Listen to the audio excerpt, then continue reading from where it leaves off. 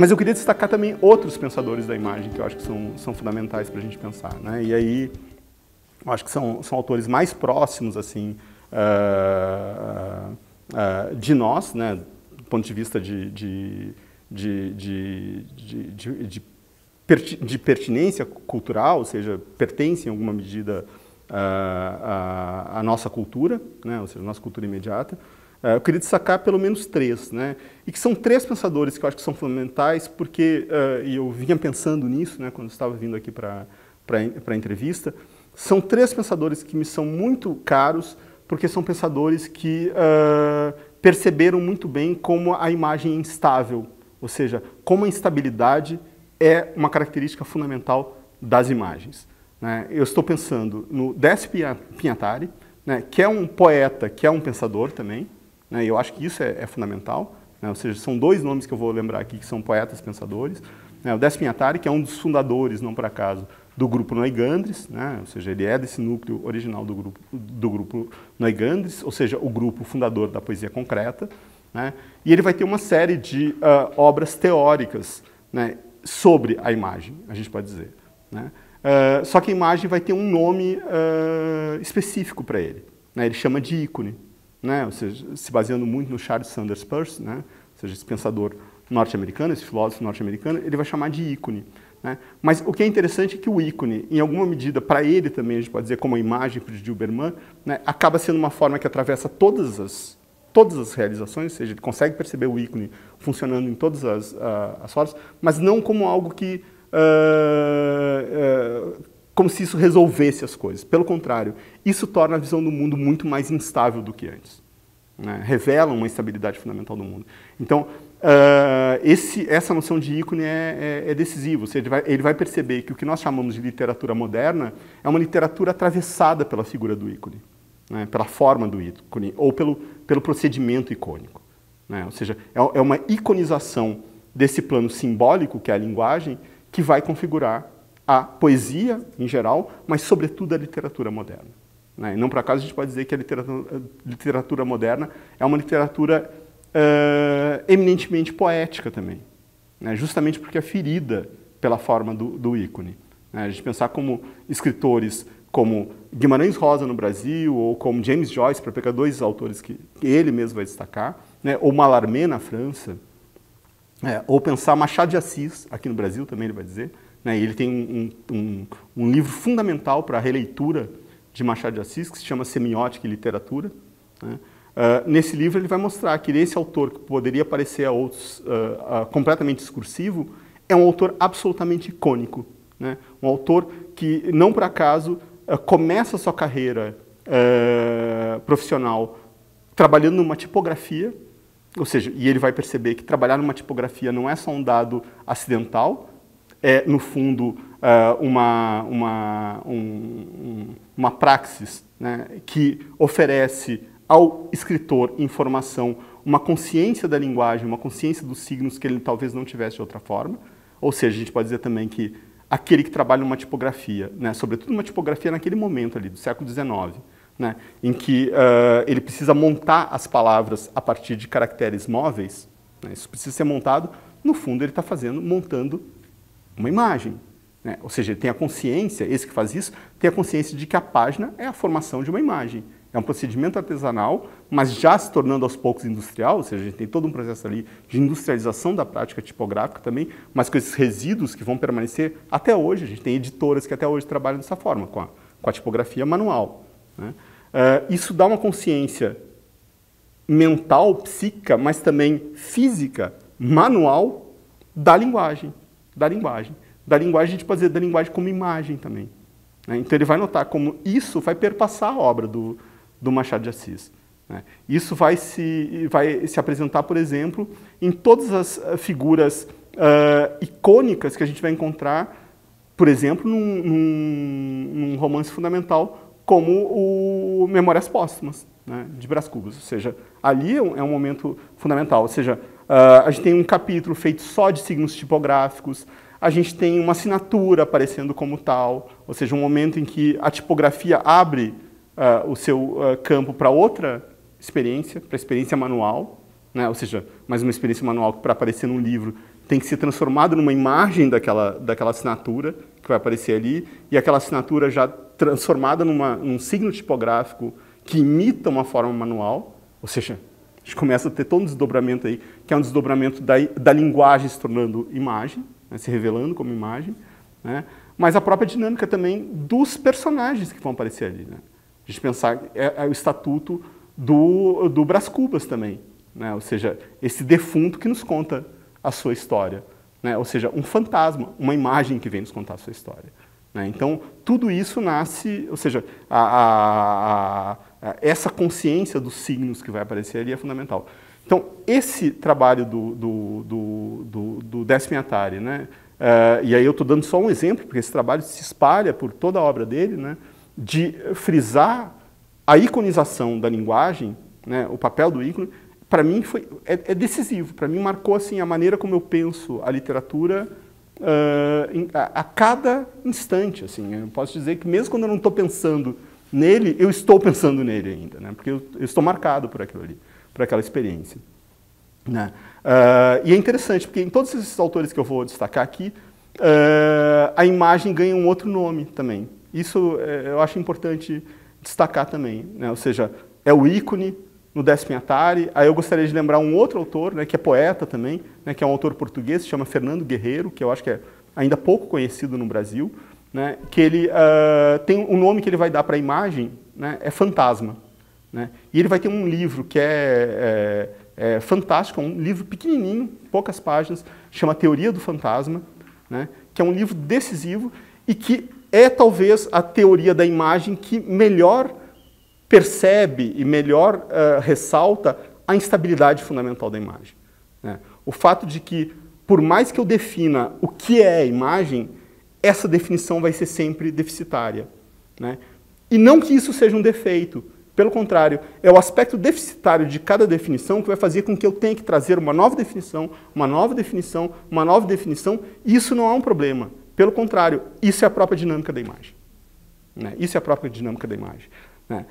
E é um autor que está muito longe de ser um autor canônico, é um autor que vai conseguir ligar poesia romântica, por exemplo, né, para pegar dois campos que ele trabalha, poesia romântica, né, sobretudo de língua inglesa, e autores franceses, se eu não me engano, a própria tese de doutorado dele é sobre autores franceses, né, do período neoclássico, por exemplo, né, mas ao mesmo tempo com filmes de terror, né, feitos dos anos 70 em diante, sobretudo, né, com filmes de terror, ou com o cinema de vanguarda, mas ao mesmo tempo com o cinema comercial, que a gente tende a ver da forma mais banal, que na verdade a gente vai ver que tem procedimentos ali que são decisivos para a gente pensar a imagem também.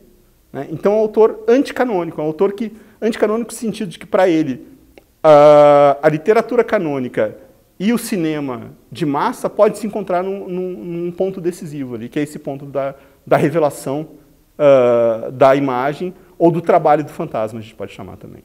Né? Então, Fantasma é o nome que vai ter. Né? E para pensar um outro autor, que é um autor argentino-brasileiro, a gente pode dizer, né, que vai ser muito importante para mim, nasce na Argentina, mas vive no Brasil há muito tempo, né, que é o Raul Antelo, né, que foi professor da Universidade Federal de Santa Catarina, né, que vai ter inúmeros trabalhos que são decisivos sobre a imagem, né, mas eu queria lembrar especialmente um, né, que é o livro dele chamado Maria com Marcel, Duchamp nos Trópicos, né, que saiu primeiro em espanhol e que depois saiu aqui no Brasil pela editora da UFMG, em que a imagem vai aparecer sobretudo como pós-imagem, né, pós-imagem. O que é, a meu ver, um passo decisivo, porque ele percebe, na verdade, que esse trabalho, ou seja, o próprio trabalho da imagem leva a uma superação da própria imagem. Né? Leva a gente a ter que pensar o que vem depois da imagem, o que está depois da imagem. Pode dizer que nisso se aproxima muito da teoria do fantasma, né? Mas com outras fontes teóricas, com outras fontes, outros objetos que ele está trabalhando, né? Trabalhando muito numa intersecção entre cultura de língua espanhola, né? Sobretudo das Américas, mas não só, e cultura de língua portuguesa do Brasil, mas não só também. Né? Ele tem uma capacidade de leitura enorme, muito ampla, né? E uma capacidade, sobretudo, de conexão muito forte. Né? Ele consegue conectar objetos que quem vê de fora, né, ou seja, quem não tem a capacidade que ele tem de olhar para essas coisas, parecem completamente disparatados, desconectados. Né? E ele consegue encontrar pontos de conexão entre esses objetos, né? Por meio de um conhecimento profundo, de uma erudição muito profunda, né? Mas que depende também de uma imaginação muito ativa. Também.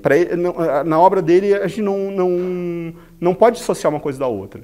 Ou seja, essa erudição profunda e essa imaginação ativa. Né? Porque é a imaginação ativa que permite buscar aqueles pontos de conexão onde eles parecem não haver, né? Não parecem não existir. Né? E aí um trabalho profundo nos arquivos, né? Em que ele vai descobrir, não vou citar um ponto só da obra, porque a obra toda dele se monta a partir disso, mas se a gente pensar no Maria com Marcel, esse livro a que eu me referi agora há pouco, né? É um trabalho cuja origem, a gente pode dizer que é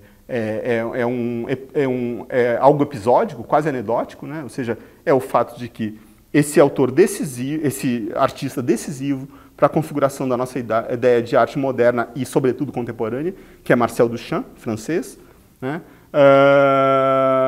Num determinado momento, né, fundamental para a sua obra também, né, teve uma relação amorosa, mas que é também uma relação, sobretudo, artística, com a escultora brasileira, né, mas que também é escritora, etc., Maria Martins.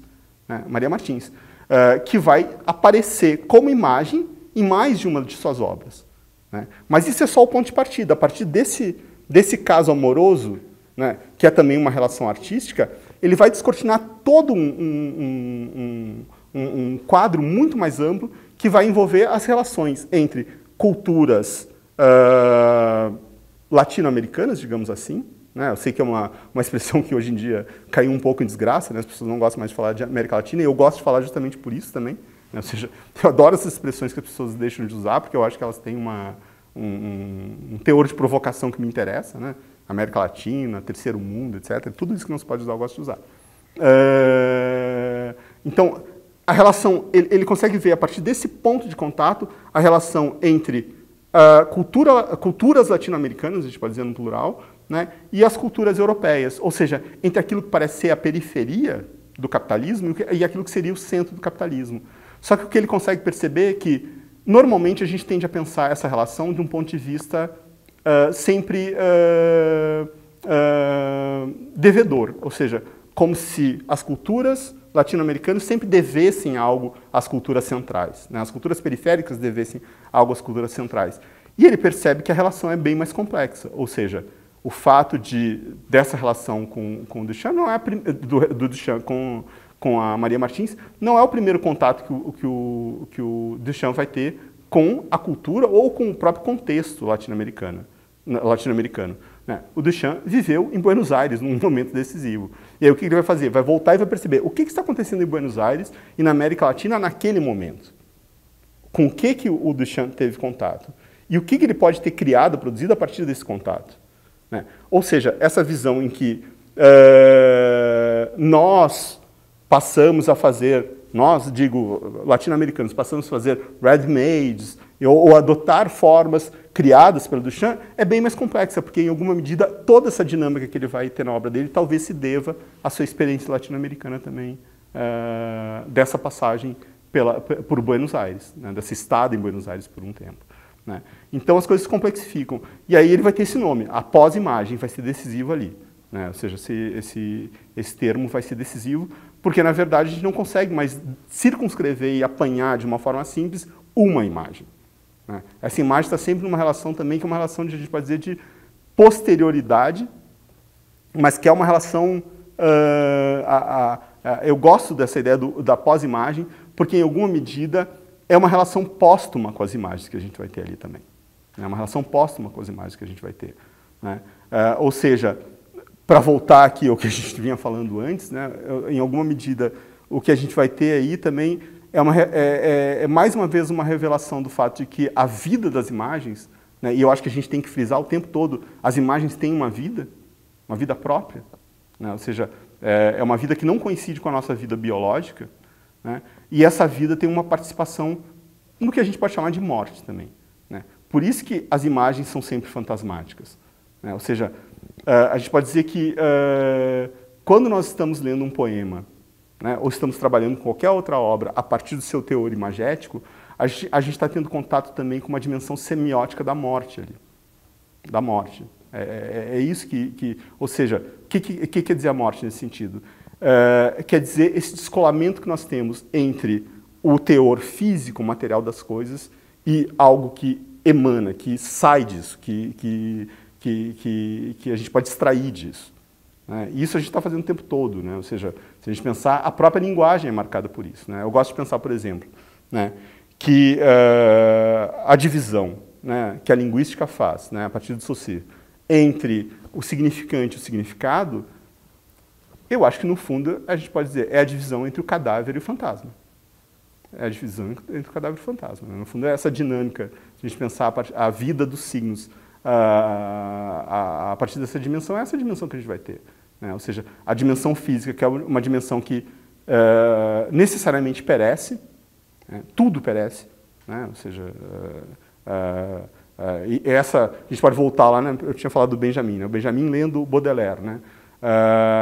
Tem momentos decisivos do trabalho das passagens, que é uma sequência que o Walter Benjamin vai para a Biblioteca Nacional Francesa, né, e fica colecionando, né, fragmentos e fragmentos de autores que vão falar das ruínas de Paris. O que são as ruínas de Paris?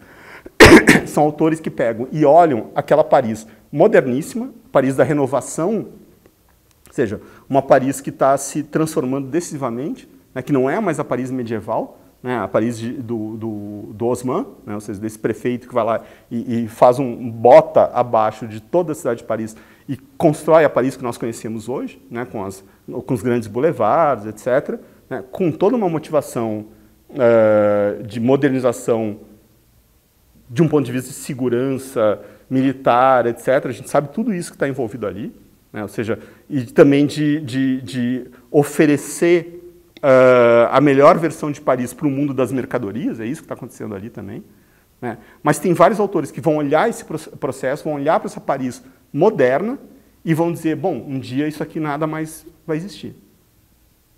Porque se aquela Paris medieval deixou de existir e foi substituída por isso, essa Paris que nós temos aqui também vai deixar de existir, né? Ou seja, então ele coleciona, sim, tem uma coleção de páginas e páginas, tem uns 5, 6, 7, sei lá, não vou me lembrar exatamente quantas páginas, mas são só imagens de autores que pegam e olham para Paris e olham essas ruínas. Ou seja, tudo aquilo que parece muito sólido, muito concreto, muito físico, muito material, justamente por ser sólido, físico, material, um dia morre.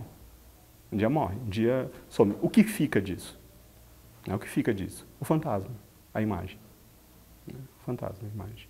Então, acho que isso é algo que se encarna na própria dinâmica da linguagem, ou seja, desse bem absolutamente precioso que nós temos, né, e que só é um bem absolutamente precioso na medida em que é absolutamente comum, ou seja, ninguém é dono desse bem, né? Então, a linguagem é isso, ou seja, a linguagem é isso que é nosso, né, absolutamente nosso, cada um tem a sua linguagem, né, cada um vai saber quais são as suas palavras, né, mas, ao mesmo tempo, a linguagem não é em nada nossa. A linguagem nos precede e vai nos sobreviver, né? Ela nos atravessa, né? Ela nos ultrapassa, né? E aí a gente pode dizer que entrar na linguagem, né? Ou seja, é isso que o processo da hominização ou humanização é uma entrada na linguagem, a gente pode dizer, né? Ou seja, nós tornamos humanos conforme vamos entrando na linguagem, né? Isso tanto do ponto de vista da espécie quanto do ponto de vista pessoal de cada um de nós, né? Ou seja, o processo da infância é justamente o processo pelo qual a gente vai adquirindo linguagem, né? Entrar na linguagem nesse sentido é entrar nessa dinâmica entre vida e morte também que a linguagem nos oferece, né? Ou seja, eu acho que em alguma medida a gente pode pensar, né, o que os poetas fazem é persistir no choque desse contato com essa substância que é em alguma medida terrível, né, a gente pode dizer. Ela causa terror em alguma medida. Ou seja, a gente entrar na linguagem não é um processo simples, não é um processo só benéfico, né? É um processo também de um compromisso profundo com essa dialética de vida e morte, né? Com essa dialética de vida e morte, né? E o que os poetas fazem é insistir nesse momento, ficar nesse momento, né? Ou seja, a gente gosta de pensar, talvez, né? Ou seja, talvez algumas pessoas gostem de pensar, que o poeta é aquele que domina a linguagem. Que domina a linguagem. Ele é aquele que tem um domínio mais amplo dos meios expressivos da linguagem, etc. Eu acho que não. Eu acho que o poeta é aquele que não consegue superar aquele momento de entrada na linguagem, né? Por isso que o poema, mais do que ser um uso pleno da linguagem, ele balbucia. Ele balbucia, né? O poema gagueja, o poema fica rouco.